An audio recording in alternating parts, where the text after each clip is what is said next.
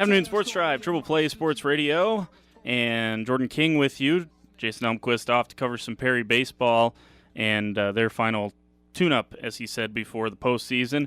And back on the Triple Play Sports Radio airwaves, the former host of Last Call, my former boss, so to speak, Kieran Steckley. Kieran, how you doing, man? Doing great. It is a great week, NFL draft week. You know, can we just take a moment to thank the NFL? Everyone wants to crap on the NFL. Can we take a moment to thank the NFL for making the draft Thursday, Friday, Saturday, prime time? How much better has that made our lives? It's made my life so much better. Don't have to wait till Saturday, sit around all day, which I would still do, don't get me wrong. Now I can go to a bar, I can watch on TV at my house. I have so many options. Thursday, Friday, Saturday. I think it is the perfect format. I hope they never change it. Yeah, no, the options is what we're talking about, man. That's all you. So I mean, this is the Thursday, Friday, Saturday was a long time coming. I never thought they would do it because some sensible things they just never do. But my goodness, the NFL draft. You know, you go back. The quote you always used to say was like, the TV people that were like, seriously, people are going to watch people go up to. I mean, when you think about it, when you think about the draft at its base form, a man walking up to a podium saying a name, and this is a multi-billion-dollar industry now when you're talking about the TV rights, the draft itself. People, I mean, the kind of economic boom it brings to these cities now that they're, you know, taking it away from Radio City Music Hall and had it around the country. Talking about Philadelphia, where it was a hit. Dallas was a hit. Chicago was good. I mean, all around the country now, they're getting chances to host this thing that it's just at its base form. Some guy informing us that, yep, this guy is now has his player rights owned by a team.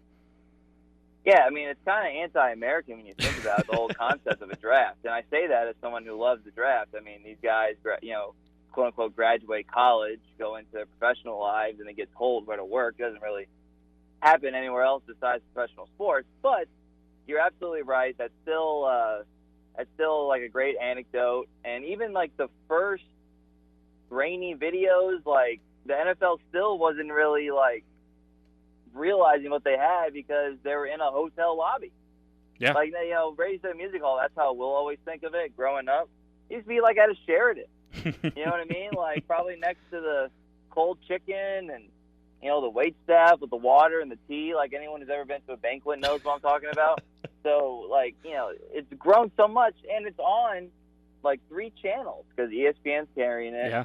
ABC, so that's like a simulcast, but NFL Network, and I believe there's probably like an ESPN2, like, isn't there like ABC's the college one where they have the college guys kind of talk about it. I mean, they're going at this from all angles.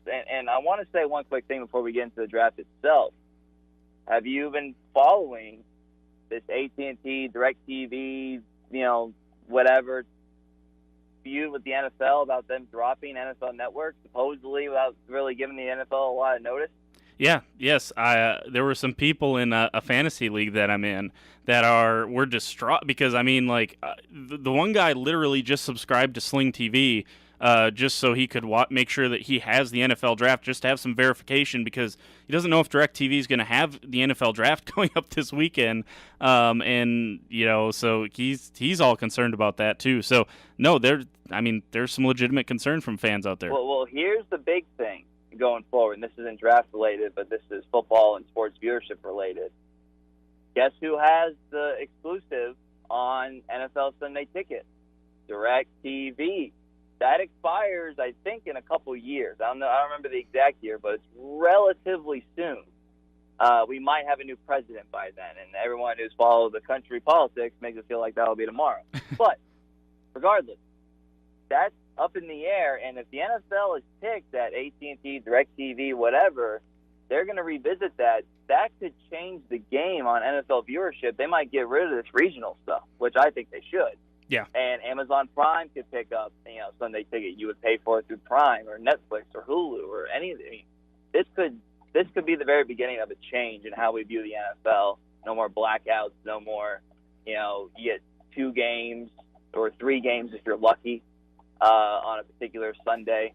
So people need to pay attention to that. I just wanted to put that out there because this is the beginning of something that could drastically alter how you're able to watch the NFL, which if you think about it, that from a pure TV standpoint, is still very antiquated compared to other leagues. Yeah, totally agree, and it'll be interesting to see where that goes regional-wise and stuff like that. Well, let's hop into it here. Jordan Brailford, the first Oklahoma State guy I want to talk about, edge guy. I've seen several 7-round mocks, anywhere from a 4th-round guy to maybe a 6th-round guy. I think 6 is a little low for me. I like that 4th round. Our buddy Jeff Hopper, if he's listening, the latest one I had seen, I believe it was NFL Network 7-round mock draft, had him going to the Dolphins. I think that's a match made in heaven, quite frankly, because I think they need some edge help. And I think Jordan Brailford is a guy who can come and at least right now at the start be just kind of a situational, really good pass rusher. But I think he's a guy that is versatile enough. We saw in his last year at Oklahoma State, can do some different things as far as coverages go. Like, I think this is a guy that over the course of his career can earn a 3-down spot on any sort of defense. Well, you know, Miami has their eyes on the Big 12 and Oklahoma State having recently drafted Vincent Taylor to be on their interior defensive line. So that makes a lot of sense. Here's the thing about Jordan Brailford, and this is a general rule, and I think it applies to Brailford from what we know about him, and I don't think anyone would dispute this. If you are a good athlete or a great athlete, especially if you're a great athlete, but if you're a good athlete, which Brailford tested well, he is, if you are high character and you put forth good effort, the chances of you failing in the NFL are very small compared to if you're missing just one of those 3 factors, right? So if he doesn't really have a whole lot of health concerns. He had a broken leg, I believe it was, maybe an ankle leg. I forget exactly what it was a couple of years ago. That didn't really seem to slow him down. I think teams like the fact that he said he's, but then he still played in the bowl game. Big 12 isn't a renowned offensive league, but he did go up against some NFL talent like Dalton Reiser from Kansas State, and the entire OU offensive line is NFL caliber. So it's not like they don't have a good basis of tape to watch him. You're right, he's versatile. He's a good character guy.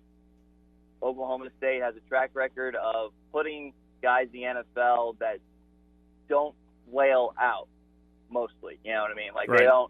There's not a whole lot of overhyped Oklahoma State athletes in terms of their athletic ability. So I like Brailford. 5th round, golden. 6th round, I'm feeling lucky. 7th round, I'm buying a lottery ticket if I can get him in the 7th round, because you typically don't get guys that have all 3 of those factors in the 7th round. Yeah. I like him closer to that 4 to 5 round range as well. Justice Hill, the second guy that is expected to be drafted. Now, there's some rumblings that there might be a 3rd here and there. I'm not really sure about that. The 2 that we know will almost certainly get drafted are Brailford and Justice Hill. I've seen anywhere from the 3rd round. I saw a mock today in the 6th round. I think the 6th is way too low. I like him way closer to the 3rd round. What say you? Yeah, 3rd round's about where I would start to think about him. 4th round is my sweet spot for Justice. And, you know, the last time we talked, we were discussing his great combine performance, which was awesome to watch. And he got a lot of buzz. It was good for the program, this, that, the other thing. And but I'm thankful because remember I said, he's starting to get kind of hyped, and that could lead into maybe getting overdrafted and more pressure and, you know, all those things. Thankfully, we've kind of corrected ourselves on that, and we're back to the median. And I believe he's getting projected about where he should be, because he's going to be a guy that comes in and changes the pace. And people look at that as a negative thing. Look, almost every running back is a change of pace back nowadays. Right. NFL teams, with the exception of about 4 or 5 guys, 4 or 5 squads, are not just bellying up their running back to get smashed into a garage 25 times a game. It's just not how the game is getting played now. Justice Hill can catch out of the backfield. Justice Hill has burners. Justice Hill is capable of running between the tackles, so it's not like your offense is one-dimensional on the field. There are teams that are going to value his skill set and put him out there. And I actually read, I don't remember if it was a mock draft or just like a prospect high or low thing. And I loved it so much. I wish I could give credit to the person who wrote it, but I can't. Chris Carson had a 1,000-yard season last year for Seahawks, correct? And he had a pretty good rookie year the year before that. Yeah. This guy played over Chris Carson as a freshman. So he is obviously very talented, that being Justice Hill and Chris Carson. But Justice Hill, for this sake, is very talented. I think he will find himself in sort of like those sleeper lists for Rookie of the Year, depending on where he goes. If he goes to a team that will know how to use a balanced running back. There are going to be some durability concerns with him, not necessarily completely fair, but just because his last year he was hurt. And if you in your last year you're hurt, you're automatically going to kind of be tagged with durability concerns just because it's the most recent thing you did. Nothing he can't overcome. I think he can be a productive NFL player. And by the way, besides like one or two running backs, and maybe not even that much in this class, it's really about taste. Like he could go in the late third round with a compensatory pick if a team just kind of likes him, even though like he wouldn't normally. But the running backs this year, the receivers this year, not to get off too far on the point, it's really about taste. Not a whole lot of like surefire, gung-ho, get this guy if you can players. And I think that would work to Justice Hill's advantage. All right, last thing on Justice Hill. I saw a mock R.J. White from CBS Sports to the Jacksonville Jaguars. I think this would make a ton of sense. Leonard Fournette be your first couple. And then you bring in Justice Hill, who is a very different player than Leonard Fournette. I think that would be a fit that obviously Carlos Hyde's not there anymore. T.J. Yeldon's not there anymore. He just signed with the Bills. I think that's a good fit if that should, manifest itself in real life. No, I would actually agree with that a lot. I forget who they hired as their offensive coordinator this year, but they typically like to be balanced. I don't think they're going to be as run-heavy now that they put all that money in Nick Foles' hands, but they're still going to try to be balanced. And Nick Foles has a lot of experience utilizing running backs in the pass game, utilizing multiple running backs. My only concern with anyone that would go to Jacksonville and be in that running back room is how do you handle like the personality and the standard that is set by Leonard Fournette if he hasn't matured yet. Right. I think Justice Hill is a mature guy, but if he's technically the backup behind Leonard Fournette, that naturally kind of puts you follow the leader. If the leader's the number one guy and he's doing something stupid, you're a rookie, I wouldn't fault him for following Leonard Fournette's lead, just generally speaking. That would be my only concern. But in terms of culture, I think Tom Coughlin would love him. Doug Marrone would love him. So you're right, they do have a need. I think that'd be a great fit. John DeFilippo, by the way, their new offensive coordinator. So Philadelphia roots, they do running back like there's no tomorrow. Yeah. So that's and even in when he was in Minnesota briefly, like they were rotating back, Latavius Murray and Dalvin Cook, obviously, and a handful of other guys. So there's no doubt that the people in Jacksonville know how to use the running back position. That might be close to a best case scenario, other than like the Patriots or some running back lineage team. Let's move on here. Big 12, bigger, Big 12 picture. Your top Big 12 non-OU draft pick prospect, because I think a lot of people consider Kyler Murray to go number one. A lot of people think Hollywood Brown is a first-round draft pick, maybe one of the offensive linemen, one or two of the offensive linemen maybe as well. Your top non-OU Big 12 draft prospect. Well, in case any OU fans are listening, don't forget about Cody Ford on the offensive line. He can go in the first round. Sure. I've seen them. Cody Ford mocked to the Packers, in fact. So I should have remembered him. Yeah. So OU stacked. Obviously, we all know that. There's a couple of guys that come to mind. Dalton Reiser, who I spoke of earlier, he played tackle. I think he played right or left tackle. I think he played right. I could be wrong, but he can play guard. He might even have taken some snaps at center at some point in his career. Probably a former walk-on, like every other great player that ever comes through Kansas State. No team dislikes Dalton Reiser. Now, it's about how much they loved him, but he's versatile. He's hard-nosed. People respect guys that come out of Bill Snyder's program. I like him a lot because of the many options he gives you, which on the offensive line, when you can't practice in pads anymore, you can't fully you can't fully gel like you used to be. I think you got to be able to have guys that can plug and play in more than one spot. So I like him. And Akeem Butler. Akeem Butler, loved his tape. Iowa State wide receiver.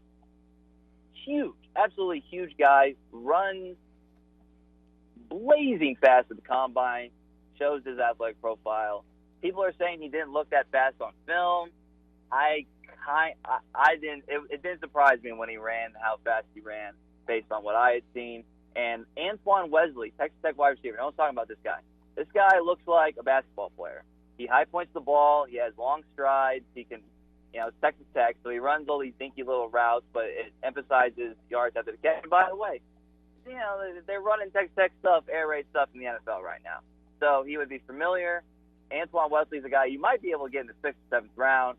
I like him a lot. That might be my number one sleeper if we're going to talk about Big 12 guys, because every time I would watch film on him, I was like, man, what a catch. Man, what a run.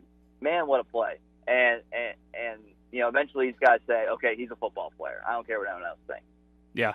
Well, I'll tell you this much. If Reisner's still there at 30, the Packers better don't walk it up there. You better sprint that draft card up there and get a versatile offensive lineman that could potentially. I think Reisner could play right tackle in the NFL. You have that versatility to kick him into a guard spot. But I think that's popular for a lot of draft people to say is like, oh, well, he's a tackle, but you'll kick him inside. At some point, some of these right tackles have to stay right tackles at the next level, and I think Reisner can do that. I love Hakeem Butler. That might foreshadow a question I have coming up here for you. We got to get a timeout here. After the timeout, play a little game of either or, some names that are getting tossed around to certain teams, certain spots in the draft that some of these guys, according to some mock drafts, are going very similar. So I want to get Kieran's thoughts on whether which he would rather have at some point in the draft. So we'll do that coming up here after this. This is the Afternoon Sports Drive. Jordan King, Kieran Steckley joining the program right now. Former host of Last Call here on Triple Play Sports Radio. Afternoon Sports Drive, Triple Play Sports Radio.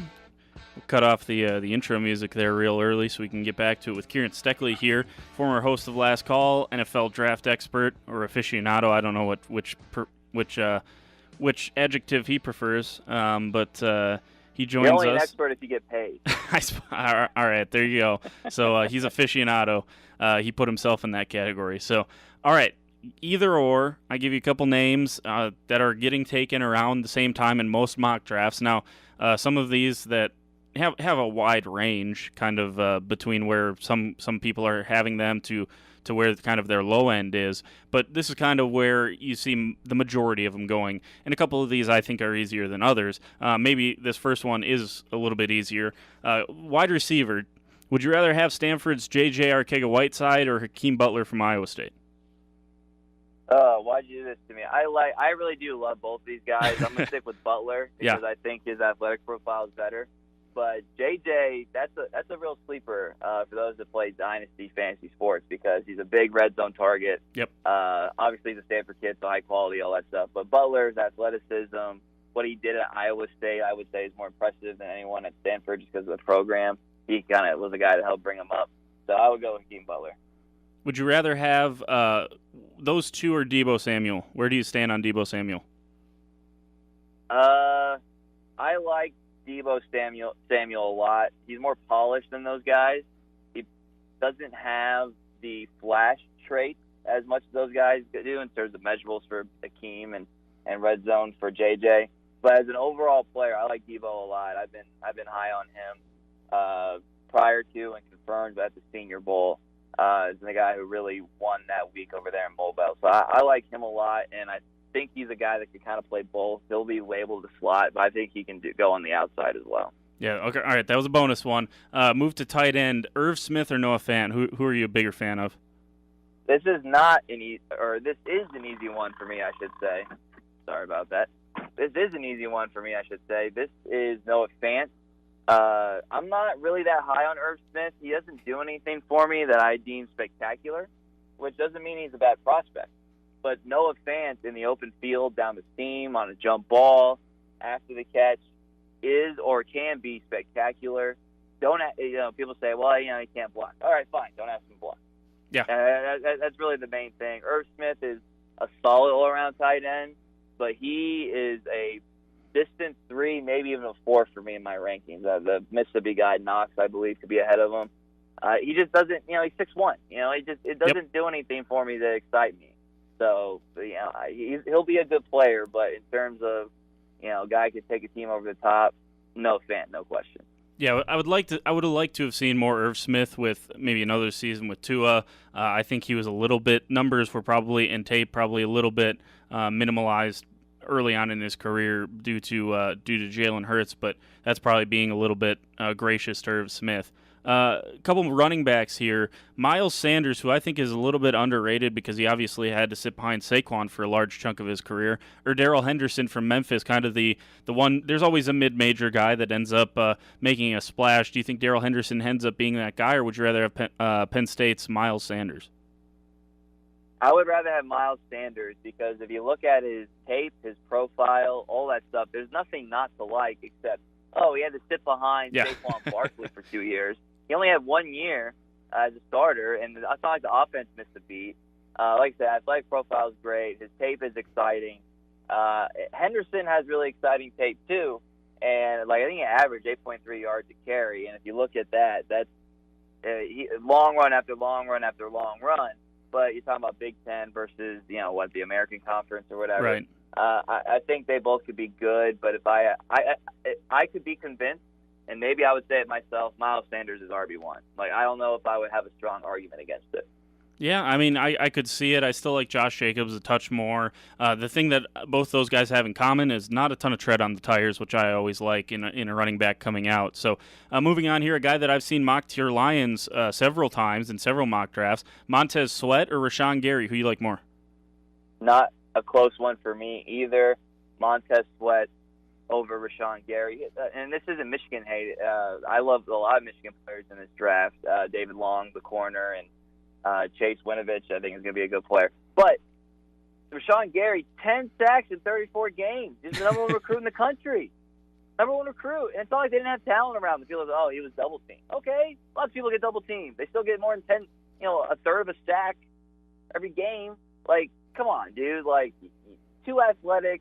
Some people question his motors. I know people that were around the University of Michigan. They say he just disappeared during games. Sweat, the heart thing. Hopefully it's under control just for his sake, and it's not a big deal. Enlarged heart. Whatever happened at Michigan State for him, disciplinary wise, is obviously under a rug. I'm sure NFL teams know it.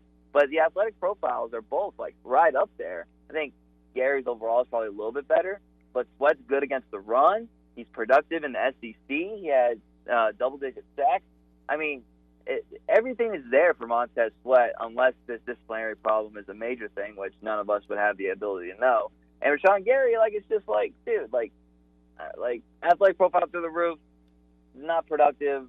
I would be okay with a team drafting him high, but you better have a good D-line coach, good defensive coordinator, and a great plan. Fair there.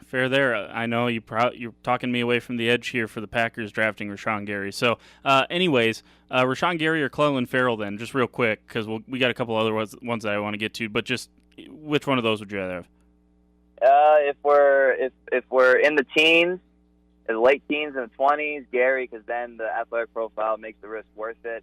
Klein, I like a lot. I think he's severely underrated. Very productive, defensive lineman of the year. I don't know why people aren't loving him. Yeah. I think he's a really good player. All right, finish with a couple of Big 12 battles here. Wide receiver, this is a later round type of deal, 5th, 6th, 7th. David Sills from West Virginia or Jalen Hurd Baylor? I would go Sills. It's funny because both of those guys are new to the position relatively. Sure. Hurd is I think might have higher upside, but I know what I'm going to get at Sills. And he has high upside. Like I said, he's still learning in position. Going from quarterback to receivers, I think a little bit different in terms of understanding than going from running back to receiver. So I like both of them, but I would go Stills. That's another guy that I think if you pick him up in the 5th round, you would really like that pick. All right, we're going to finish off with a Bedlam one here. Rodney Anderson or Justice Hill? You got a 3rd or a 4th round pick. Who are you taking?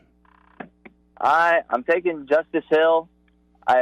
If Rodney Anderson had a healthy history, I'd probably go with Rodney because he is also versatile, but he's bigger.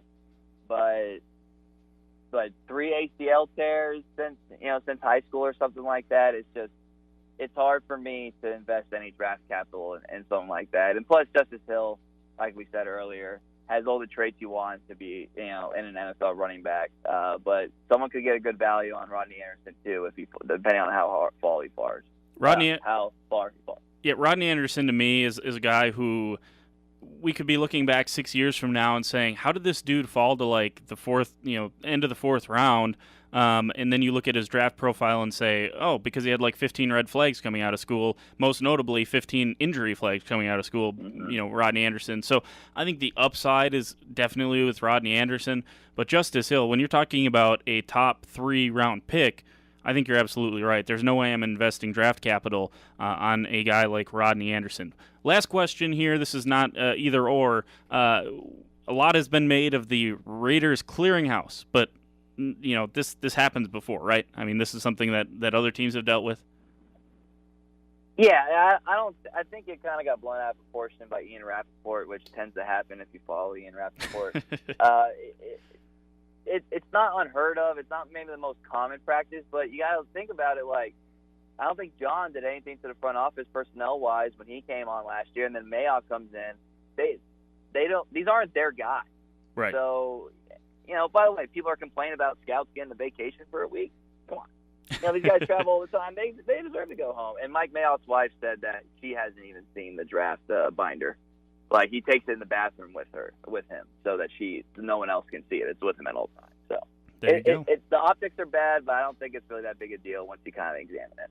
Same here. All right, last one. 10 seconds. Your perfect Lions draft pick, first and second round. T.J. Hawkinson, Iowa tight end, can do it all. Helps balance the offense, which they want. And David Long, the corner from Michigan, physical, also long and fast, and would be a great compliment outside Darius Slay. Kieran, man, appreciate it. Hey, it was a pleasure. Keep doing good work. Kieran Steckley, do it all, man. I mean, he ran a radio show here for a long period of time. Used to be the guy that told me what buttons to push and when to push them. Did a good job at it with Last Call, former host of Last Call. Thanks to him for joining the program.